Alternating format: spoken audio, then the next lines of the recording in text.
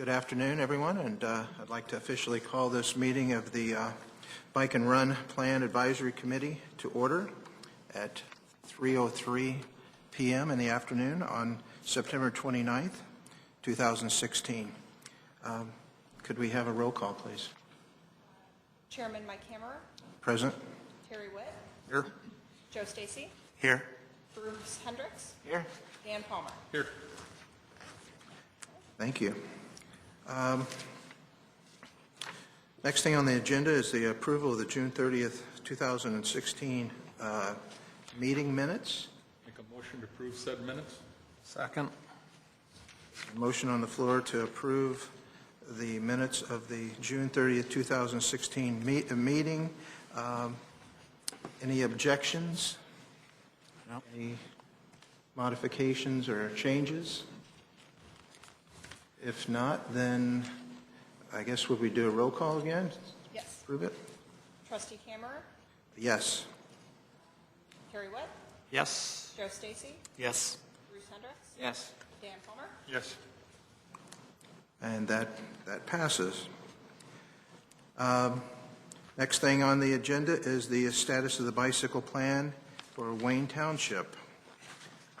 That being the case, do we know any more about the status of the? Well, the village board unanimously passed the resolution to endorse the Wayne Township bicycle plan. So we've passed that along to the Wayne Township Highway Commissioner, who was excited to hear that we're on board with that. We've already started, just as staff, starting to look at what projects we could do in the near term. So we're starting to look at that as we start to look at capital budget. Good. Yeah, one of the things that Wayne Township has done, and I put a little handout here, and they've got signs. You know, the state of Illinois has had a share the road sign, and the problem, as that became more in use, was that everybody had their own idea of what share the road meant. Car drivers meant, oh, that means bicycles will get out of the way, and bicycle riders thought, well, they'd at least get a little bit of space. Mm-hmm. And so to clarify it, these signs have been developed, and they're in agreement with policies at the Illinois Department of Transportation that actually talk both to bicycle riders and car drivers. For example, bicycle riders on occasion have these large club packs, and they will all of a sudden be all over the road and no one can get around them. And so this one sign here, the one on the far right, says riding 3 or more abreast prohibited. It's the law, and it is. The law states that two across is okay if you're not impeding traffic. But 3 across is definitely against the law. So Wayne Township has posted this sign on Smith Road, Powis Road, and Klein Road. And I've gotten a lot of comments on it. And they've also posted the other sign talking to drivers that, hey, when you need to pass bicycles, you're supposed to give them 3 feet across. And we've had some riders on Munger Road, and if you flip over on the other side, you'll see Munger Road is a narrow road. It's 24 feet across, so you got 2 12-foot lanes, and there's no shoulder. In fact, it's worse than no shoulder. If you'll notice in the 2 pictures, it's really kind of crummy. You're going to just fall off the edge of the road, and then there's spaces where there's trees overhanging the lane. Now, how can a bicycle rider be expected to ride off of the road? You know, when I ride there, you know, I need at least about a foot and a half. And if somebody's going to pass me with 3 feet, that's 4.5 feet. And you can see the truck going down the lane there. That truck is going to have to really go into the other lane to pass me safely, follow the law. Now, we've got a group of bicycle riders out of Woodland Hills before they go to work around 5, well, now it's getting late later, but 6:30, 7 o'clock, they go out, they want to ride down Munger Road to get on the Prairie Path and do about 20 miles and come back home. Well, they've been being knocked off the road. There was a school bus where the side mirror just breezed one of the guy's helmets. I mean, this is one of those things, I don't think we really can wait because it's such a safety issue. I believe we should be posting some of these signs on our sections of Munger and Powis Road, and also do an education campaign, press releases, maybe some of those electronic signs that say, hey, you're going this fast, to try to, and the other thing is the speed limit south of Forest Preserve Drive is 40 miles an hour. It's 35 north of Forest Preserve Drive. It's 35 on Army Trail west of Munger, and it's 35 on Powis. I'm not sure why it needs to be 40 miles an hour, because at 40 miles an hour, it's too fast. It should be 35. So, Terry, I wanted to comment if I may. yeah. You know, in Florida, they have Highway 1 runs right along the beach there in Highland Beach and the Boca area. They have a lot of bicycle riders down there, and they've done a lot of excellent marking on the road. But when the group gets going, they get empowered. They just blossom past that, and they give off the impression, the clear impression, they don't really care. You know, because they... Yes, they do. And so I just thinking that if the communication goes out on this kind of stuff, these guys that are avid bikers should be the ones that set the example on compliance with what rules are out there. And I think they do more harm than anything else, because some of the drivers, you know, if they see a group of bicyclists that look like they're trying to comply with the law, you know, making a token stop at stop signs and stuff like that, I think that'll be very influential. The residents hate the bicyclists down in Florida because that's the common activity, and they bunch up and they're on the road all day long, and the government can't do any more. The markings on the road are very clear. Bike lanes, very nice. It's a nice 4-lane mark, and guys, right, and there's some compliant people, and there's the herd. I guess if I could focus any of my comment on the herd just seems like, well, we're the herd, you know, we can do what we want to do. And that's it where we gives need- everybody a bad name on bikes. You're absolutely right, and that's where enforcement comes in. If it has to come to it, if it gets that bad, I mean, you get up there in South Barrington, they've got signs that say single file only, and the police are out there all the time watching their roads. I mean, because it's gotten to exactly what you described, where the packs take over the road, and they give us all a bad name. But these signs are a step towards helping educate people to ride properly. And I think we need to do something before our residents get run over on Munger Road. I have talked, you sent this to me, Terry, and I passed it to Public Works and the police. I've talked to our police department. They reached out to U46 about the school bus issues with the school buses coming up there, and from my feedback is that they are having their school bus drivers be aware of the bicyclists on Munger and that. And then we haven't gotten into the enforcement end of it at this point yet, but we do have, you'll see occasionally police cars out there just looking for speeders, because that's kind of a known speed thoroughfare, and we do post our speeders, but you know, we can possibly do our speed trailers out there, that kind of thing. In terms of sign postage, I've sent it also to Dan, and we posted obviously the road signs on Woodland Hills for just this is the bike lane, and you know, I don't know where we're at, Dan, maybe you could address the signage. We just haven't been able to get to it yet. We were focusing in on the bike race. Sure. Been a little busy with that, but once things calm down, we'll be adding a couple of we'll probably do both, the 3-foot minimum to pass and then riding 3 wide type thing, signage. Yeah, I think they're most effective when they're used in combination. Mm-hmm. And I think when you're ready to post them, that's going to be the ideal time to get press releases out there to explain the signs and, to Bruce's point, explain to those PACs, not in Bartlett. No, don't take the road. You don't have the road. You got your, obviously you're going to be about 1.5 feet off of this edge, but share the road means, Right. you got to give way to cars too. How far south do we control on Munger Road? On the Army Trail. Yeah. Down all the way to Army Trail, all the way? Okay, all right.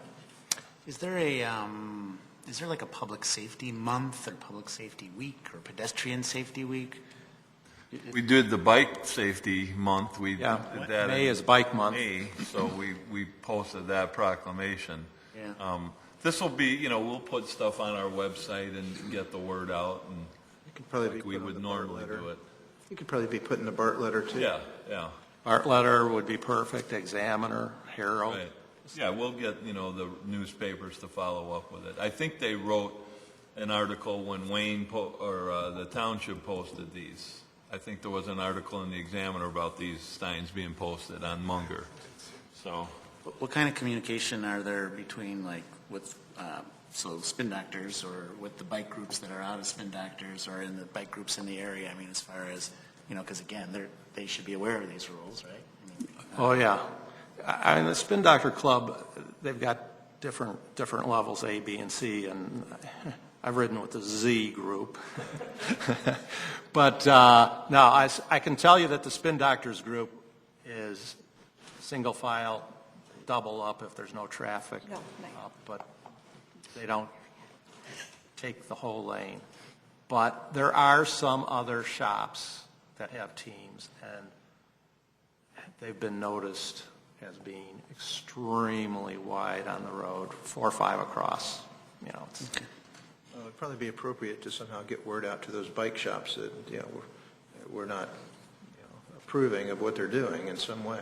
I agree, and that's part of the, the newspapers and postings and going to some of the websites that they'll be on.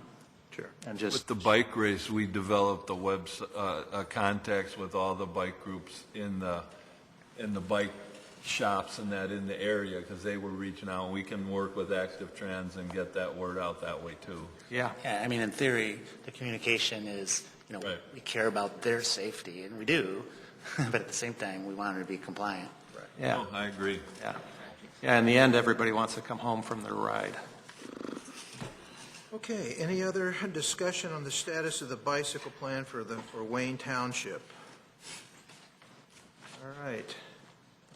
If not, let's move on to the next item on the agenda, which is the North Central Regional DuPage Trail update, and I'll turn this over to staff.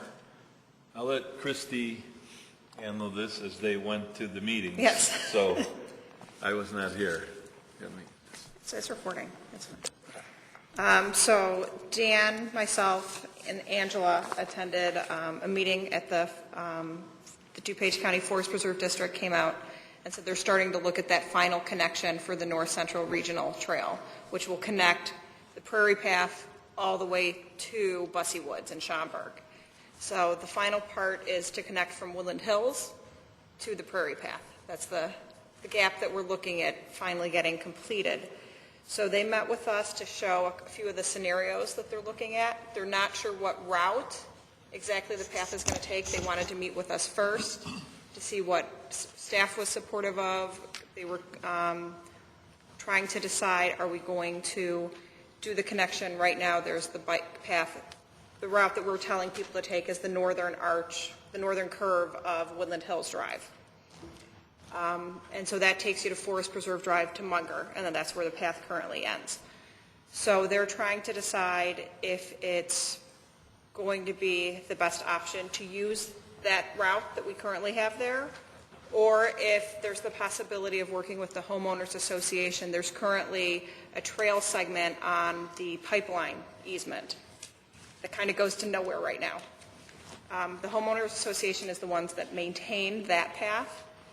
but we think it may be something that they'd be willing to, if we could get the Forest Preserve District to maintain that segment of path, then the riders that are going through Woodland Hills would only be going through a smaller portion of Woodland Hills. So it'd be less of an impact overall. So we've given them the contact information to follow up with the Woodland Hills Homeowners Association, to talk with them, because I think that's going to be the main factor on which alternate they end up going with. So we're moving along. They're looking at construction. It was in 2018, I believe. So they're just doing the planning process right now. There's some wetland issues out there. So they want to make sure, once they kind of have a route that we're okay with, they're okay with, hopefully the homeowners association are okay with, they don't want to have to do more wetland delineation than they have to. So. A couple of options that they're looking at is where to cross Munger. One's at Forest Preserve Drive, which then impacts more wetlands and requires more boardwalks, which drives up the cost. The other option was crossing south of Forest Preserve Drive, which would be more of a mid-block crossing, and they wanted to know if we were okay with that. And I think we kind of talked about it a little bit, and we'd be okay to look at that as long as there's delineating. We talked about using like the flasher. You've probably seen some of those where someone that wants to cross can hit a button. It sends off the flashers to alert people. So we want to look at that a little bit. How much do those cost? They're not cheap, but it would be part of their program. I don't know. Ultimately, we didn't get into the discussions of who it does it become the villages to maintain, or is it the Forest Preserve? That would all have to get worked out at some point. Usually you want to cross at the road crossings, which we told them, but we understand budget-wise and all that, the impacts to wetlands and all that drives the prices up. So we didn't say, no, that's not an option. We said we need more information, basically. Would we have any cost commitment to that as a village or not? I mean, with this, or would this all be through Wayne Township or the DuPage County, or how does that work? It's we supported. Yeah, we wrote a letter of support. I don't think this one, there was one we supported where we had a local share, and we'll get to that later, but this one is pretty much, we put in stepping back a little bit, we put in the ped head, and we did the road segment back on Schick at 59 that made us connect over to the west side. Dan put in all the signage saying continued trail, and then the Forest Preserve, for most part, is going to be all theirs. I mean, they may come back to us and said, ask us for a local share, but I don't think there is any yet. So It sounded like they were. It sounded like they were going to handle it, didn't it? Yes. Yeah, so from talking to them. I think the big concern on that trail is they want to cross at Munger and Army Trail. Right. And right now, if you've been down there, the site visibility at that intersection isn't the greatest. So we said that if they're looking to cross, I think they had on the west leg of that intersection, those corners need to be trimmed back with the tree removals and that type of thing. So there's better visibility if you're going to start. Right now, it's just vehicles. You start bringing bikes there, you want to make sure there's visibility. Any other questions of staff concerning the North Central Regional DuPage Trail? Are these paths, are they, when you endorse it as a bike path, is it also a horse path? I think that one of the Some of that trails is that they're this area, following yeah. is a horse path. That's a Let people multi-use. ride going west in that forest preserve. It's kind of from Jane's Farm, and you kind of cut out, and they let people ride out there. So I'm thinking that that's going to I think it'll stay be for both. multi-use. I've ridden on paths in various places, and there's some stretches that have different warning signs and right-of-ways that people have to learn regarding horses. Yeah, they're on the prairie path in that area, so. Horse Yeah, people that's- have a lot of influence, so it seems like that's where the money's at. Well, that particular area around Wayne there's more influence in that particular area than other parts, but you see the horses using it, and there's quite a few people that have good influence there. So I don't know how they feel about bicyclists. the horses, Horse people. I I don't know. don't think they have any big That's issues. what the with it. rules say.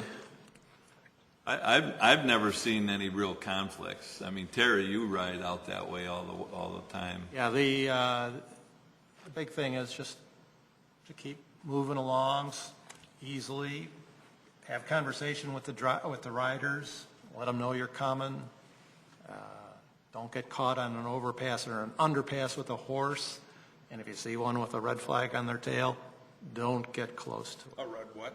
Red flag on the tail, they're a kicker. Because it'll kick back on you. Yeah. But otherwise, just common sense and courtesy. That's, don't go zipping by them at 25 miles an hour because you're scared. You might be the one that suffers the consequences. That horse gets scared. It's funny. They're a couple thousand pounds. Action, but you see somebody picking up their chihuahuas with a bag, and dutifully picking up, and a horse laying down about a foot pile there, and they just trot off. It seems like it doesn't really seem fair. It's organic. But your bike goes right through the middle of it. Yeah. But they can wear the bags. The only time I ever see that is with the carriages where they have the little bags. I don't see it on the riders out in the They country. could use them on the trails. Yeah, They yeah. could. I agree. So, All right. Any other discussion, any other questions of staff concerning item number 4? Well, the other good news is that bridge right? allotments, whatever they're called over there on County Farm Road, are going in, and that bridge, they're making progress. I haven't seen any actual trail work from the other side of the bridge to where it's going to connect yet, but that'll go pretty quick. Question from the audience. Yes, sir. Sure, step up to the microphone. State your name and... Sure. My name is John Getz. I'm a resident of Woodland Hills.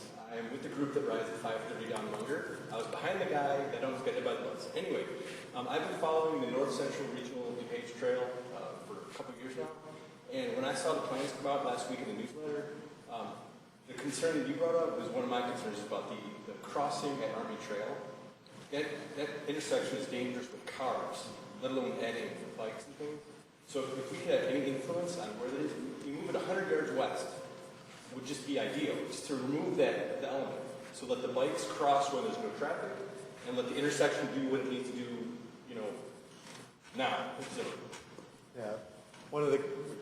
You always want to try to cross people at the intersections, but I think that's something that they're going to have to look at. Yeah.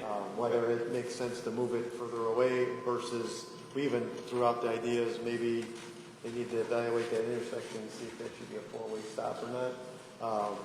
But that, I think, will all be looked at as we get further into that detail. But we made that known that that visibility there is a concern. okay, as long as they're aware, because they're probably not aware of the traffic. I mean, there's accidents there all the time, right? They might not be aware of the dangerousness of that. But I'm glad you guys brought it up, and if there's any influence that we can have, I'll be happy to help lead the charge. Thank you. Thank you for your comment, yeah. They might even decide, if they move it that far, to put one of those RRFB rotating beacons. They're pretty effective on 2-lane roads. 4 lanes, not so much. 4 lanes, people don't always see them. But on 2 lanes. That's right. So I'm saying an RF could be an effective means to do it. Well, like Dan points out, it's going to cost some money, federal money, but it still costs money. All right. Third time. We finished with item number 4. If so, let's move on to an update on the TOD plan.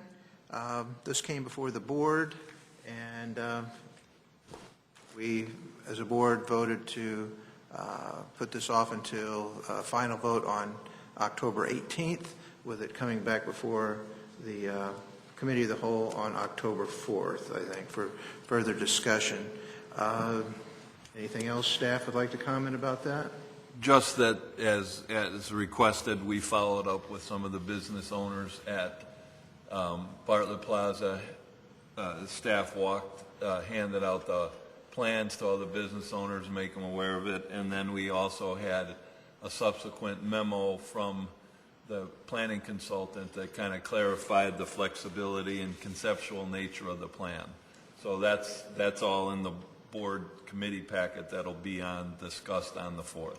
Yeah, that's where I think the board needs to look at things in a little more detail, is the commitment to changing block structure and that kind of stuff, where I don't know the effectiveness of it, how effective it's going to be, and whether or not that really helps the Bartlett Plaza businesses in its totality, whereas the plan initially I thought encompassed more of the downtown area.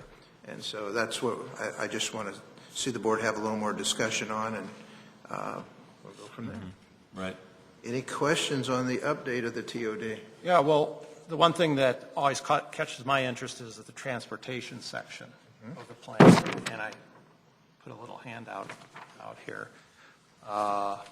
One, of course, they talk about complete streets, which we're going to cover a little bit later on, so I'm not going to talk about that, but the idea of improving pedestrian safety, they start with slower traffic speeds, fewer narrower traffic lines, shorter street crossings, clear visibility, buffering, those kinds of things. And on the other side of the page, about 25 miles an hour in downtown. Right now, it's 30 miles an hour right out behind us. And to me, that's too fast. And part of the problem I think we're going to be seeing here real soon, because we're finally getting the town center filled up. You know, O'Hare's is going to be opening up here real soon. I think there's only 2 little tiny small vacancies there. The parking is totally inadequate. If you drive over there, you'll see that not every, I'm exaggerating, but many parking spots are reserved for the residents who live there, for some of the stores. People, when they come here to eat in the evening, are going to be parking right here in the village parking lot. They're going to be crossing 3 lanes of traffic in the dark, and those cars are going to be swinging around this corner here at 30 miles an hour. That's too fast. They only just want to go over to O'Hare's and eat. They don't want to be in an ambulance to a hospital because they're hit at 30 miles an hour. And statistics say you got a 50-50 survival chance at 30 miles an hour. 50-50. And if you survive, you got a long rehabilitation. It's 1 in 10 at 20 to survive. 1 in 10 at 40 that you won't. I mean, they got enough statistics on that. So I believe we should be recommending serious consideration of this 25 miles an hour, not only here on this section of the street, but West Bartlett Road, Oak, and the other. And I know Dan, you've had a lot of speed talk, and you gave us some of your impressions at the last meeting, but Yeah, I'm not anti-lowering the speed limit. I'm enforcement realistic. You can put up whatever sign you want. The cars are going to go what they're going to go because it's based upon engineering traffic studies and what the traffic warrants call for. Yeah. And if you post when I used to wear a different hat, my concern was if you post a sign and somebody assumes that people are going to honor that sign because it's there and they don't, that creates liability for a village. It doesn't reduce it, and it doesn't, in fact, increase safety. It increases the perception of safety. Yeah, and part of that, it goes back to the other recommendations in the TOD plan about how you slow people down. Clutter, cars parked on the street, pedestrian crossings, that kind of thing. You go through downtown that's traditional, one street with angle-in parking or even straight parking on either side, people slow down because there's more conflicts. They just naturally see that. Whereas if the road's open and clear, people are more prone to go to higher speeds, regardless of what the sign says. Yeah. So I guess my hope is that the village board takes some serious consideration on the speed limit and buffering car speeds so that they naturally come slower. Well, I think the board is taking everything in the TOD seriously to the point where, we put the brakes on it to be able to look at some of the other intricacies of the plan. And I certainly think that the recommendations for complete streets and all those kind of other issues are going to be taken seriously. So we'll have to wait and see what happens, but I think we have to make sure that everybody realizes the potential of what this plan could do to certain small businesses, and that's a concern of mine. Any other discussion on the TOD update? Can I add one point with regards to enforcement? Dan, you can give me some insight. I've always wondered, Mr. Trump's talking about we're going to start enforcing the laws. So I see some truth in that. I mean, everybody seems to be breaking the law anymore. Stop signs, speed limits, it's just it's just epidemic. It just, I don't know, how would you start from your previous, position? How do you start? You can't crack the whip. Can't enforce every law. There's not enough police and there's not enough goodwill in the world. Police department that enforced every law to its exact black and white wouldn't be the chief. The chief wouldn't be the chief very long. That way. I saw it you saw it in Schaumburg for anyway memories long enough. They went on a enforcement campaign, cited people for 1, 2, and 3 over, and then it stopped real quick. So, and then shortly after that, somebody retired. So that's kind of how that thing goes. There's not enough policemen. And you heard me talk about setting awful speed limits. The idea is to get people to comply with the law when it's not being enforced, because that's the most safe process. Whereas jamming on the brakes when there's a cop car sitting there, that's fine when a cop car's sitting there. But what about 3 hours later when a cop car's somewhere else? How many miles of street we have in this town? Yeah, 175. 175, and you got 5, 6 cops on the street? Do the math. You want compliance everywhere, and every subdivision wants it in their subdivision. Not my problem anymore. Well, that was an ongoing problem then, I guess. Right? Never ending.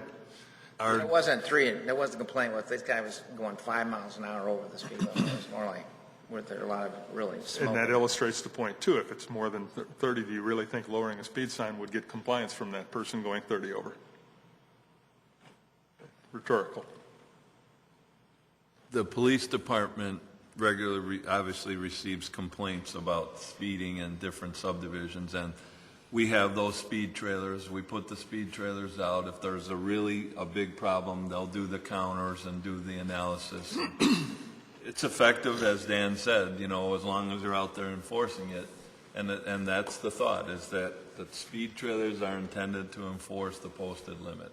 And you'll see people slow down. And I walk around a lot, and when the trailer's out, you'll notice the cars, and they'll be zooming, and all of a sudden they see that trailer. They'll slow down and kind of get in their minds. And that's a mindset. So, hopefully it'll continue. And when we get the TOD plan, like you said, Terry, the downtown speed limits, look at that, and the complete streets and that, and move elsewhere. But you have 5 police officers and all that street surface, hard to do that. So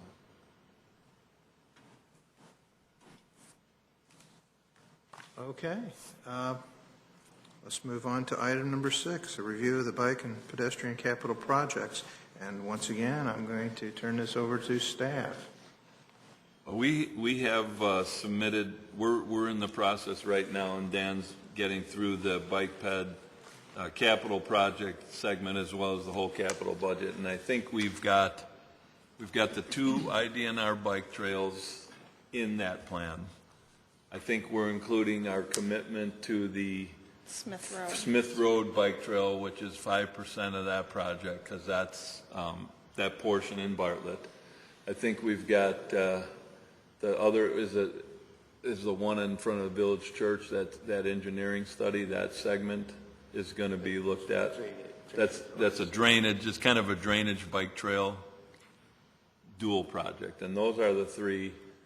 Right, and then during the operating budget, we're looking to try to allocate more funds towards pavement, where we'd like to try to get our guys to start repairing some of the paths that have been there for a long time.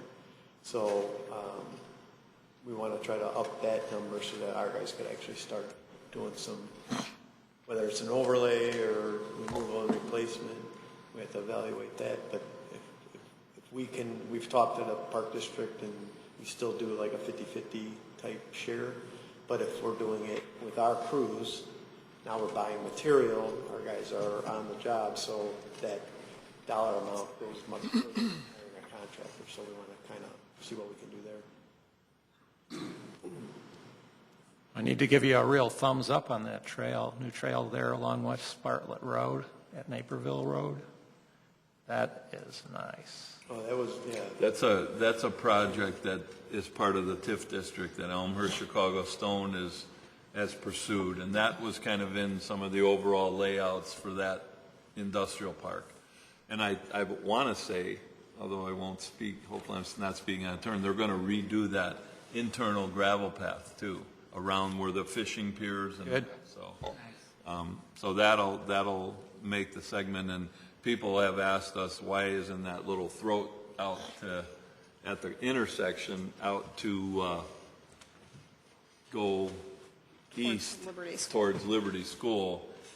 And the reason is that's a county permitted project, and the county would have to redo the traffic signals, so they're not prepared. It isn't just putting a ped head in there with a handicapped accessible. It's a redo of the traffic signals and all the loops in the street. So it's a bigger, major project. So they said they will tackle that soon, but not like next year. But that segment is a nice addition to our trail system, and that segment of land, if you will be, and I'm going to speak out of turn, and I'll know I get in trouble. The potential is to be turned over to our park district to operate as a open space area for all to enjoy. That's kind of the way that's going, but nothing's official yet. What are you referencing again? The area, as Terry said, up there by Munger and Naperville and West Bartlett Road, the detention basin. It looks like a quarry kind around the southwest corner, sorry. I thought you said to the east. I'm thinking. I meant the connect, that segment that comes to the trail east to the intersection. That's the one that won't be done yet. So, Okay. but we push for that, and the park district is wanting to use that they did that with the impetus that it could be turned over for permanent open space, which will be a nice addition for the park district. Yeah. Because there's a lot of fish in that area. Is there a plan to continue on west from the fire station across that Elgin property, or to fix Spitzer Road? Yes and no. The plan is in place, but it's development driven, so it basically would be when that property develops. And we actually, a number of years ago, Yeah, like 8 years ago. Christy will remember, there was a development proposal in Elgin, and they incorporated in that development proposal, they incorporated our West Bartlett Road corridor plan design with the trails and everything. But obviously the development didn't go through. The downturn in the economy hurt it. But new owners of that property, they've got some things that they need it for in the interim, but we've met with them, and even though that it's in Elgin, but part of it's in Bartlett, they will petition us for a development when they're done. And basically, they're using it for land reclamation on road projects. Is that what that? Because it was an old gravel pit. But I can't give you a time frame on it. And was the no for Spitzer Road? Pardon? You said a yes and a no answer. Is the no on the Spitzer Road? Is that ever going to? Spitzer Road would be part of it, part of the project. And right now, you're going to see it pretty much stay as it is. I think there will be a parking lot constructed south of the parking of the fire station for access to that open space if and when it's turned over. So It looked to me like I was out there this late spring. I thought they cleared and made a gravel lot there that wasn't there. No, you're right. They have done. I don't know if I thought they were going to make it more formal, like in it.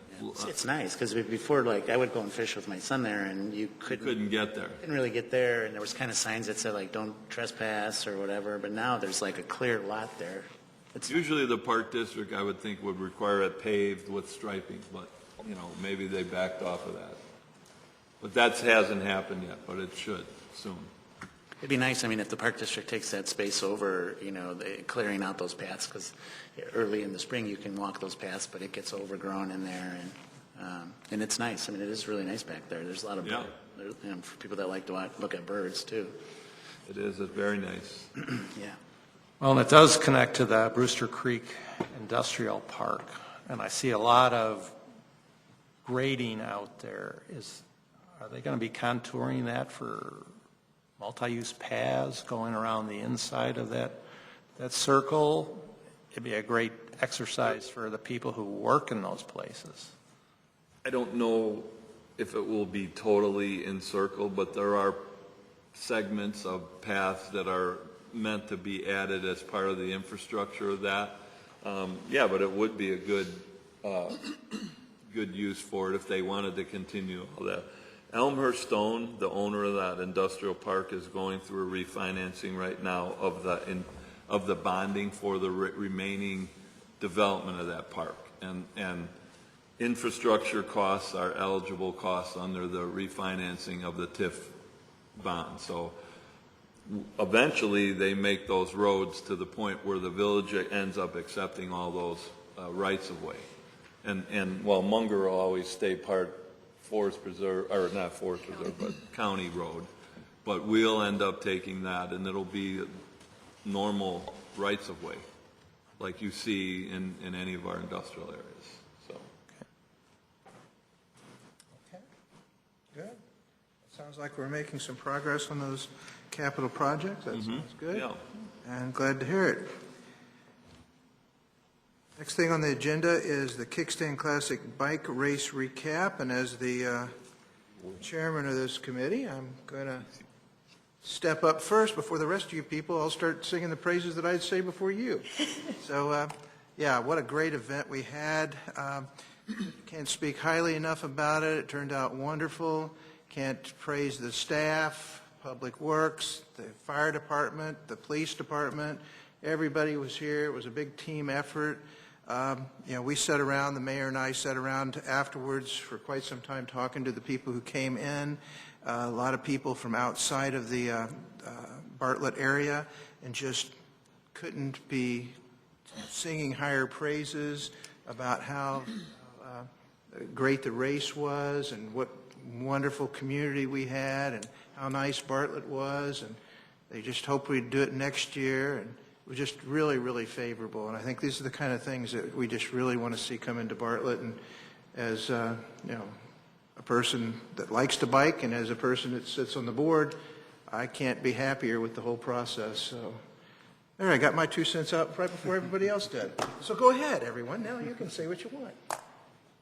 It was nice. I am hoping there's an opportunity to do it additional years. I don't know how they schedule those things. Oh, the Transport Alliance, Yeah. they've already mentioned they want to come back next year. Because that's how you get increased membership, when you start putting it in the same time slot, day slot, year after year. You get more people saying, hey, to their friends, come on, let's do this, and it grows from there. So I don't know what their obligation is, or if there's any future, if they'd keep it here for 5 years, for instance. Their goal was, when we first met with them and came up with the route, their goal was to make it an annual event.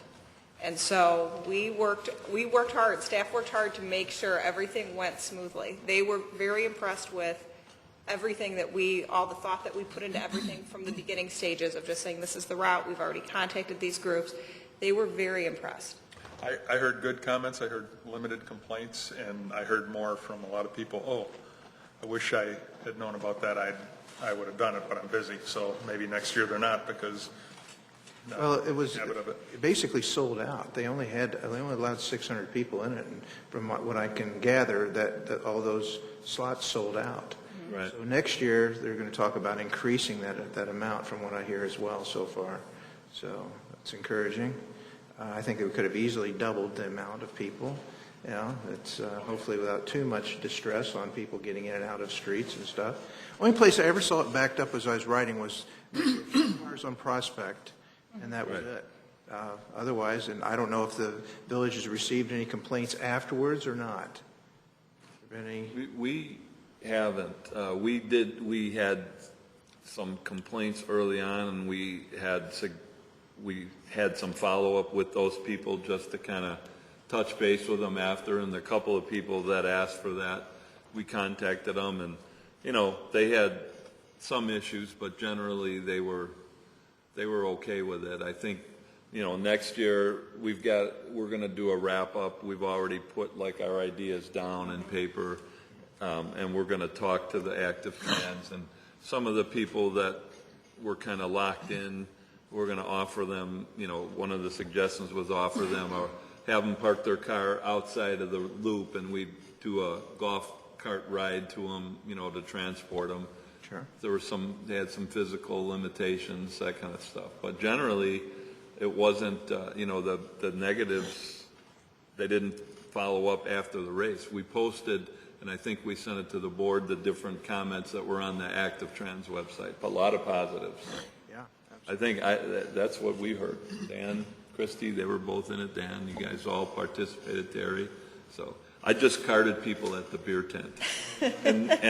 And it's surprising how many, people will just hand you your card, even though they're like 50 years old, and they're giving me the card, like, okay. They're just hoping to be carded. Yeah, exactly. So that was a lot of fun. Yeah, it was really good and successful from everything I heard, too.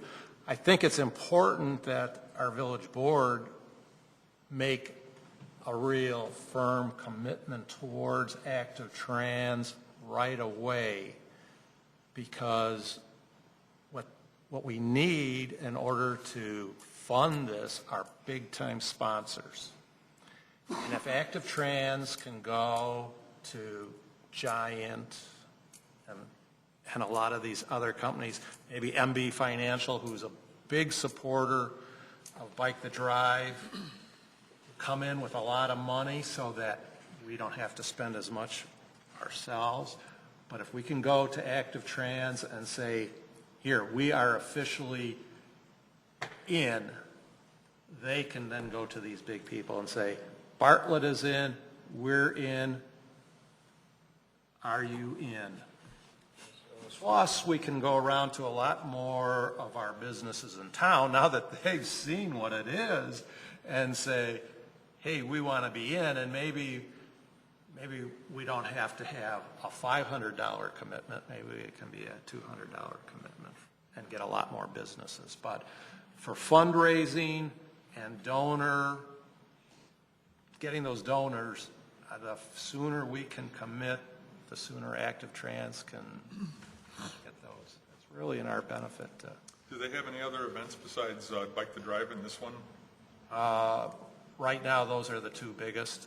They used to have a lakefront and boulevard tour, but they stopped that one. Last year was the last time, and they stopped it because they couldn't make any money on it. It cost them too much. And I don't know where their break even was, but I got a feeling they probably did not make any money this year. It was all investment, just like us. It's significant to me that they have one suburban event and we hosted it. Plus, the village contributed financially to this. Yeah, we had an agreement with them, and we split some of the upfront costs. We had Public Works and police, and we did get sponsors. We had some of the barricade companies were sponsors. Comcast was a sponsor. Republic Disposal sponsored and in-kind services, and there was a few others, that we got, and then they got their sponsors. They had their, like the Cliff Bar, New Belgium, all those people. So. Sure, and they gave some of their own products, but they're really trying to get a couple of ones where it's a lot of money, and that will benefit us. Right. So whatever Active can bring into it, we're obviously willing to work with them. But I haven't heard any reason why the board wouldn't follow through doing it next year. I've only heard positive comments from Yeah. those I've talked to. I would assume we're on board for next year. I mean, we haven't talked about it as a board because we haven't had a meeting since the race, which is next Tuesday. But as our committee chair, can you just take it to your fellow board members and say, sure. hey, yeah, good job, everybody, let's make a commitment? I'm assuming that I'll be 2 or 3 in line. That's the reason I thought I'd be first tonight or this afternoon, because I think the rest of the board have tried to jump me in as far as lauding the praises right off the bat. You know, now that there's this thought about doing it, we'll be able to, the departments will be able to incorporate it into their regular budgeting process too, so that helps. All right, any other recap by the staff? Any other comments by the commission here? Well, I thought for sure that Bruce was going to jump up and say, I was first in my age group. Well, there's only 2 other guys finished in the 90 category. But, yeah, I enjoyed the race. I thought the signage and the planning was impressive. The warnings about the street closures and stuff, easy to read stuff is up well in advance. I don't think anybody could say, I didn't know about that. You know, it was good. Kudos to all the people that do that. Active Transportation Alliance, I got the impression they have a lot of volunteers. I don't think they have any full-time people, but they seem to be pretty structured. And we had a lot of volunteers in Bartlett. It was just something to hub and spoke around. It worked out really well. I was glad to be a part of it. Proud of our city and the whole thing. They said it was the smoothest setup they've ever had for any event. I came in on Saturday and helped out, and they got out of the city sooner than they thought. We were set up and ready to go. I was supposed to be here for 6 hours. They only needed me for 2.5. I mean, they just said every step of the way, things just worked out. We had planned for everything with them. So they could not have been happier. Right. Especially when they're getting up at, 3 in the morning to be out here the next day. So. Oh. Okay, well, yeah, I'll pass on the approval of the Bike and Run Committee to the board on Tuesday, and how happy we were as a committee. Yes, Tom? Tom Steele. I'd like to see them start a little later. I don't know if the inconvenience to the village is so significant that that would be a problem, but I think that starting a little later would give it a little more visibility. So I'd be in favor of that. And one more thing, I'm sorry to go back, but I ride a lot around here, and I would be more in favor of the police mentioning the cyclists that can't ride too wide, or reminding a cyclist that she should have a light. I don't know how many people I see going up and down the street without a light, or cutting across the street. But as a cyclist, I can speak for most of them, that any kind of enforcement would be welcome, because I think it helps all of us gain the respect of drivers. So it's just not a beauty sleep thing then, Tom? You didn't hear it. I said, so it's just not a beauty sleep thing for starting the race later in the morning. So with this was their first time having ever done a timed event, and so it was kind of a learning process for all of us, which is why we're having the debriefing meeting next Thursday. But that was one of the issues. They didn't know how long it was going to take that first wave to go through. Right.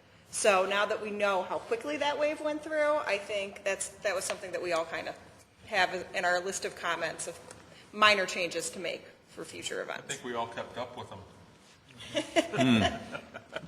I wasn't in that first heat. Okay, thanks very much for those comments. Yeah, come on up.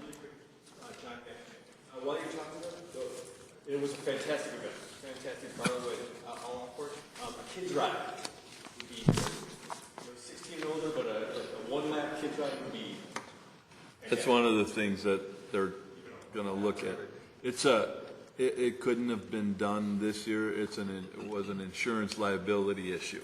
That's why it wasn't anybody less than 16. So now that they've got it done, I guess they can go back to their carrier and say, here, So that's one of the things that's going to be commented on. All right. Any other comments? Going, gone. Let's move on to item number 8 of the agenda, beginning the review of the complete streets concept for the village.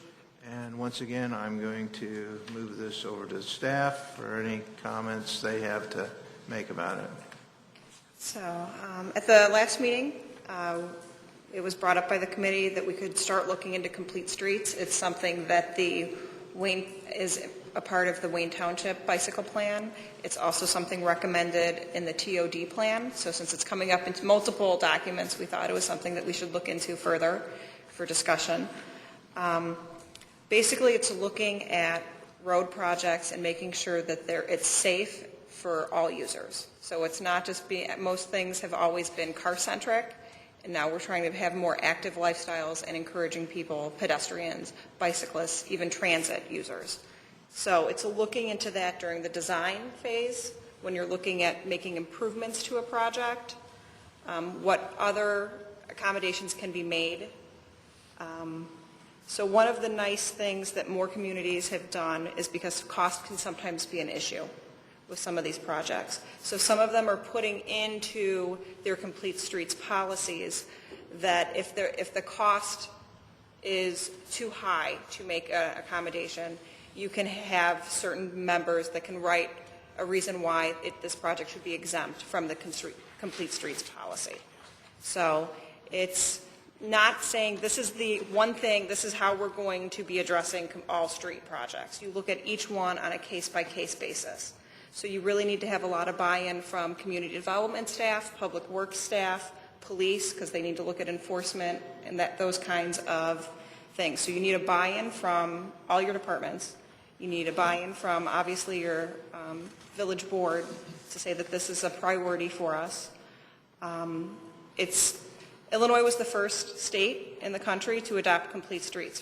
So all IDOT projects, any improvements that they make, they submit intersection designs and everything to CMAP, who then reviews it to see if it's following complete streets. They make recommendations. We've seen a number of those come through our office just to say this is what CMAP's recommendations were to improve this intersection design. So it's something that IDOT's already doing. DuPage County's doing it as well.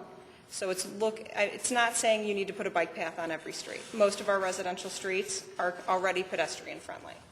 So it's just looking at making sure everyone's taken into account during the design phase, whether it's a new project or a rehabilitation project. And we've kind of seen that, as Christy mentioned, with the IDOT and 59 and Stearns intersection, the 59 and Lake Street intersection plan. So those incorporated some of, and we're going to be some of our share is going to be incorporating that complete streets with the sidewalks and the bike crossings in those. So we've kind of done it in those two instances. So We don't have a line item budgeted amount for complete streets in the budget currently, do we? That'd be future budgets if we were going to do it? We don't.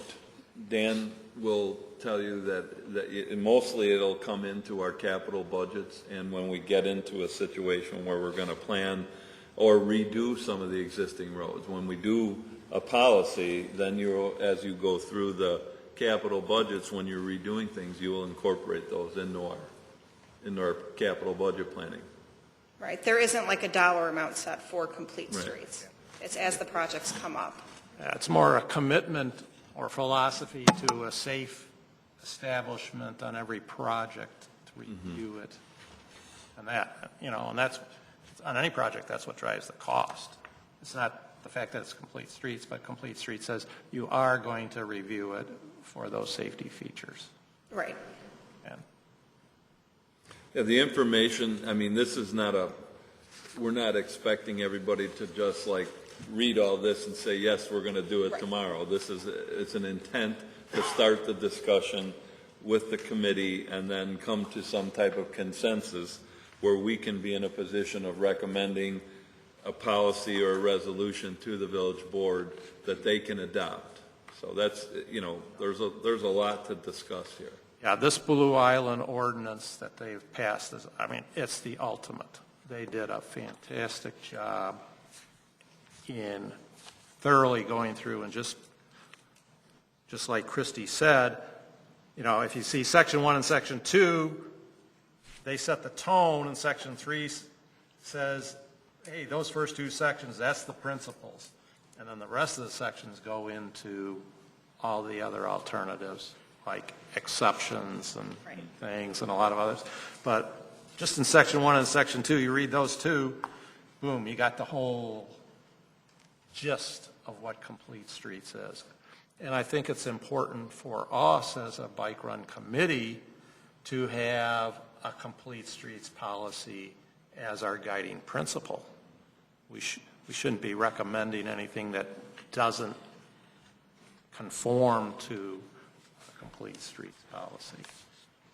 Right, and I think a lot of communities kind of, as soon as Complete Streets came out, a lot of them just jumped on board without Knowing what it was. really knowing what it entailed and realizing that sometimes cost is a factor. And so as things have developed, people are starting to realize they do need to put in some exemptions. Yeah. Like if the street's already in good condition and it's already pedestrian friendly, there's no need to go above and beyond when it's unnecessary. Right. So people are learning not to paint themselves in a corner with the policy. Yeah, and it's not a backward thing. It's not going back and saying, hey, that wasn't designed. No, Right. that was designed and it's done. We're talking about future projects going forward that we make sure that they're in good shape.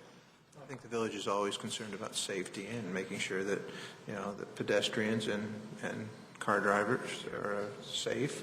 Of course, the village is also concerned about finances and making sure we can fund the things that need to go on as well. So, Well, there are concerns, but then, you know, there's dialing down. I happen to think that the development of Stearns and 59 is still going to be dangerous. It's going to be 8 lanes of traffic on each leg of that intersection. I mean, when I'm riding down there, I'm going to be in the middle lane on Stearns coming back from the state park, and I know cars are going to be upset, but I don't have any other place to go. And when I get past Home Depot's driveway, I'm going to be in the middle of the lane doing 12 miles an hour, and if I can't make it through that light, then I'm going to be stopping. And that's just the way it is. It's going to be quite the intersection improvement. Well, I don't consider it an improvement yet. I haven't really seen all of the drawings, but 8 lanes is an awful lot. how big is the tunnel from Beaver Pond over to the other side? Right. That's what you're going to We need. can incorporate that when it's dry. When it's rainy, better not go underneath it. Are there any official drawings of that intersection yet that Yeah. are readable beyond engineers? We have the engineering plans, you know, I mean, when's it, Final plans yet, but Or discuss it. not here. final plans, when they're going to bid it in, it's supposed to be out to bid for a January letting, pending right-of-way. They're still working on right-of-way, but right-of-way acquisition is what's kind of keeping it, they're acquiring from Sonic, from Mobile, the bank, a couple of other entities, Walgreens. So that kind of slows it up, and, you know, yeah, the plan is to start construction projects. yeah. But I'm trying to think of an example of what it's going to look like in existing, Fabian and Randall comes to mind. Yeah, North Avenue and 59. Yeah. Is there still going to be a side path along 59 on the east side? From Yeah. Willow Valley up to Norwood? Yeah, there's a path. Yeah, those are some of the other, if you want to see what it'll look like. Yeah, 59 and 64 is probably the closest. Yeah. And there'll be a side path to continue on Stearns across 59 and a side path down to the All the side? field where the shoulder gets wide. It's, I think it crosses the east leg and the north leg. So you'll be able to cross at Stearns. You'll cross Stearns on the east side of 59, and you'll cross 59 on the north side of Stearns. So you can come in, when you come across, you'll go to the Walgreens, where that path comes in and goes into Beaver Pond. It's Yeah. there now, so Yeah, it's basically right. maintained. Yeah, but on the west side of 59, the side path will continue along Stearns. And right now, it's a sidewalk. I think. I thought it was staying, Sidewalk I thought or- it was staying a sidewalk. Yeah, I didn't know if it was going to be a path or stay the sidewalk. I think it's a sidewalk. And there's nothing on the other side of the street, On the south side. On the south side? side of Stearns. No, There's no. not going to be much room over there. There, Yeah. I'm, again, working with Sonic, who's getting right-of-way. Sonic's curb, where their where their parking lot and curb, where their driveway, right now it's a row of trees. It'll be Sonic's curb will be cement, and it'll be cement all the way to, across the way to the BP. There will now not be any more little strip of open space there. So it's a big take on that side. So, and by all, and I've heard this, and I don't want to talk out of turn, but it's the mobile might not be in business anymore after this is done. That they may look at closing up shop there and moving somewhere else because of so much of that, and that cutting all their driveways off and that take and eliminating that. So we'll see how that goes. But that's a potential for that one. Yeah. All the more reason to put a side path on the south side of Stearns. Drive the nail in so they leave, and you're going to have bicycle riders going through that intersection. They're not the only one. They'll have to follow the way Dan said that they'll go. So. I don't think it's the intent of the village to lose small businesses. Right. Just to, have another bicycle path, actually, though. Oh, that sounded like they're ready to leave anyway. Well, I don't know that that's the case, but I certainly wouldn't be encouraging that, so. It's a big project. Any other comments on complete streets? Obviously, this is something that the board will consider as we move on, and Yeah, we'll keep discussing this. I mean, I think the intent is to introduce it, have everybody review it, and then when we come back to our next meeting, we'll continue the discussion to the point where you're ready to recommend something. Yeah. okay. Sounds like a plan. All right, that being said, any old business or to discuss? Actually, I have just a little bit of old business related to Tyler, of all people.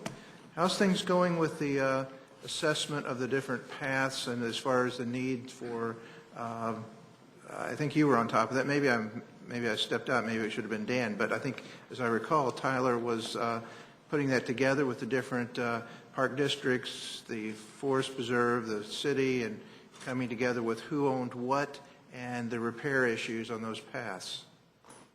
Yeah, right now we have, I'm looking into trying to get a meeting set up with the DuPage County Department of Transportation because they deal with the bike paths, because some of theirs are really starting to deteriorate. So we're trying to figure out if they have a plan in place to fix those, and if we could kind of nudge them into making those look a little nicer. As far as maintenance goes, we've gone over and I've checked with the park district on which ones they do and which ones we have planned for, like mowing around them, snow plow, all that.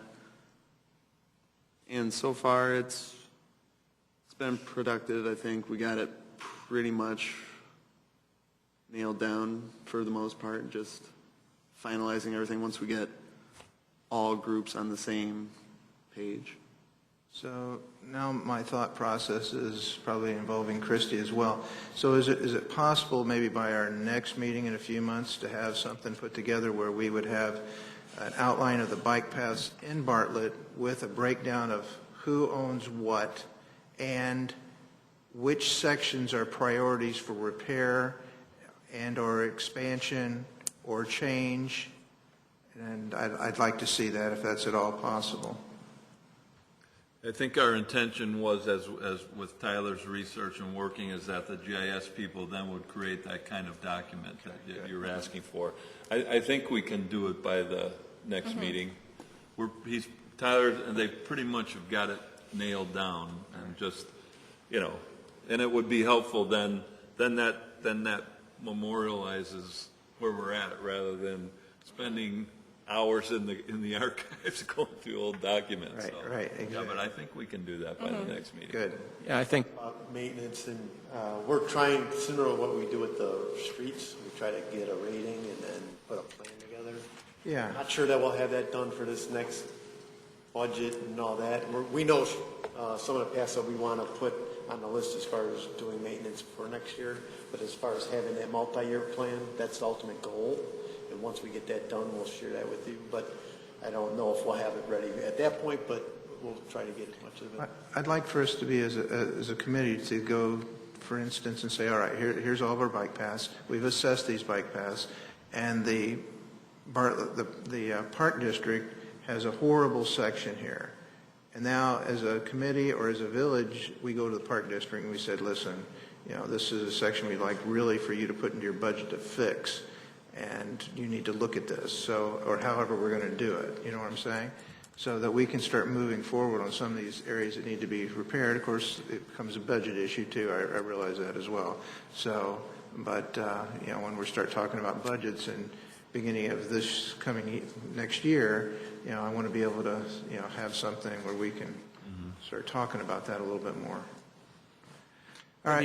The other thing on the presentation, if you could also make sure you identify the width of the various paths, because some of them are 5.5, 6 feet wide, and some are 10 feet wide, and it makes a big difference. Yeah, that information we can put together, yes. Okay. Thank you very much. Any new business that needs to be discussed? Did you, our ordinary date, I think, would be the last week of December. Did we want to tweak that at all? Probably not a bad idea to look at a time other than around Christmas. It can't be the second week in January or thereabouts, because I'm be on vacation. I know that. So I never take vacation. What's that all about? So. Go earlier in the month or early or late in January, whatever. I guess we could push it out to the third Thursday in January. That'd be taking it October, and it'd be 4 months instead of 3. I'm good. Any other issues with that? The 19th? January Is 19th. that the 19th of January? It's good by me. It's okay. Okay. It's 2017. Yikes. We'll shoot for that date then. Okay. I mean, I think it's probably best when everybody's so busy with holidays and everything else. It's going to be an issue, I'm sure. And okay. Any other new business other than that? I just want to make a quick comment about safety. Tom brought it up, I think. Brian, my son, just had a neighbor killed by a cement truck downtown, And it's a reality that this is dangerous to be on a bike anymore. I think while we're riding, or friends riding, as a committee, we could communicate all the safety cues we can to everybody we know and ride with or know that's getting ready to ride. And try to do it as tactfully as possible, but lights, helmets, try to brief them on the roads. I like to think I know the rules as well as any, but I know I'm a little remiss on some of the standardization knowledge of how we're actually supposed to ride a bike, and as this committee, I'd like to think we all know them, I think I'll admit, I don't think I know them as well as I should. I'd like to maybe be the thrust behind that and come up with a quiz perhaps for the next meeting. I'll be responsible for that, not a quiz, but like an information thing. Just the 1, 2, 3s, the basics, and make sure we're all on the same page and how you handle a bike and what are the standard safety recommendations. I think Terry has put something out from time to time that we've taken as some sort of, what is that called, Terry? Well, Ride Illinois has the bike safety quiz. Yeah, the bike safety quiz. Maybe as part of the minutes, Jim, I'll send you the link. Yeah, we did a little bit of that last year, but we could follow up with that. Maybe that'd be something other than us trying to reinvent the wheel, just do this Illinois bike safety. Have you done that before? Yeah, I have it here. I've been at it, but I feel like I need to review it, Right. Oh, yeah, you need to take it. There's 3 quizzes. There's one for motorists, there's one for adult cyclists, and there's one for child cyclists. So I'd recommend that we all take it. Okay. Yeah, send me the link Now and we'll pass it along. And then maybe that's something that we can, as a group, we can put it on our village website, give the link out, get more of a wider awareness in the community of that. So that's something we'll be glad to do. All right. That being said, I'd entertain a motion for adjournment. So move. Second. It was moved by Dan Palmer, seconded by Terry Witt. I call this meeting adjourned. Thank you.